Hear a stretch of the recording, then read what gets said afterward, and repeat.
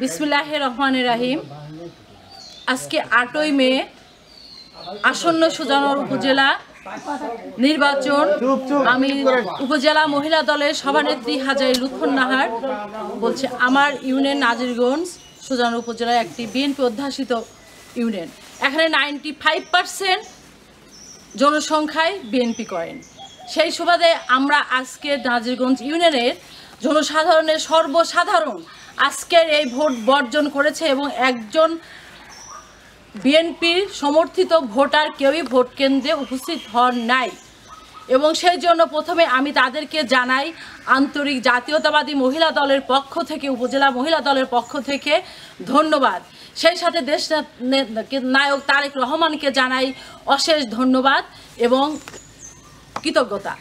আমাদের পিছনে উনি বারবারই যেভাবে আমাদের প্রতিটি স্বৈরাচারী শেখ হাসিনার নির্বাচনের যেভাবে অংশগ্রহণ করা থেকে বিরত থাকছেন, এটা আমাদের সাধারণ জনগণের কথা, এটা আমাদের তৃণমূল পর্যায়ে করতে পারছেন তারেক রহমান। আমরা চাই না আমাদের দেশনেত্রী বেগম খালেদা জিয়াকে যতক্ষণ মুক্ত না করাবো, এই জনসাধারণকে যতক্ষণ মুক্ত না করাবো, ততক্ষণ আমরা কোনো নির্বাচনে অংশগ্রহণ করব না। এবং আগামীতে যে ইউনিয়ন পরিষদ নির্বাচন হবে, আশা রাখি সেখানেও আমাদের কোনো প্রার্থী হবে না। এবং বাংলাদেশের সর্বস্তরের জনগণ এই ভোটকে বর্জন করেছে।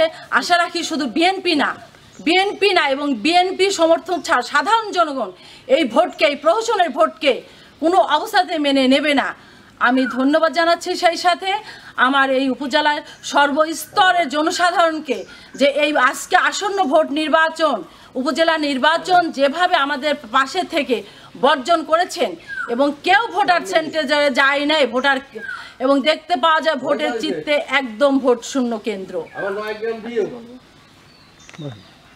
নির্বাচন সবাই প্রত্যাখ্যান করেছে ঘৃণা ভরে।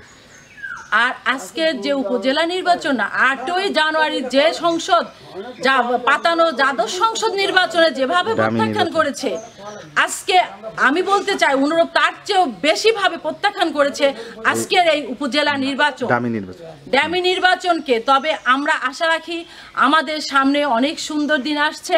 আমরা অবশ্যই গণতন্ত্রকে ফিরিয়ে আনবো, আমরা ফিরিয়ে আনবো আমাদের ভোটাধিকার, আমরা ফিরিয়ে আনতে পারবো আমাদের মৌলিক অধিকার এবং সমস্ত অধিকারগুলোকে আমরা এই দেশ নায়ক তারেক রহমানের নেতৃত্বে তথা জাতীয়তাবাদী দলের শক্তিকে অক্ষুণ্ণ রেখে আমরা আমাদের ভোটাধিকার প্রতিষ্ঠিত করব। দেশের এই স্বৈরাচারী শেখ হাসিনাকে প্রত্যাখ্যান করেছে সাধারণ জনগণ, যার চিত্ত আজকের এই 8ই মের নির্বাচন, উপজেলা নির্বাচন। সবাইকে ধন্যবাদ। আপনারা ভালো থাকবেন, সুস্থ থাকবেন। আগামীতে আবার দেখা হবে।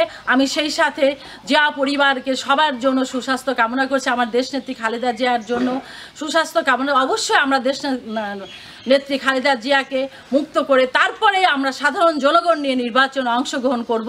সবাইকে ধন্যবাদ। আসসালামু আলাইকুম।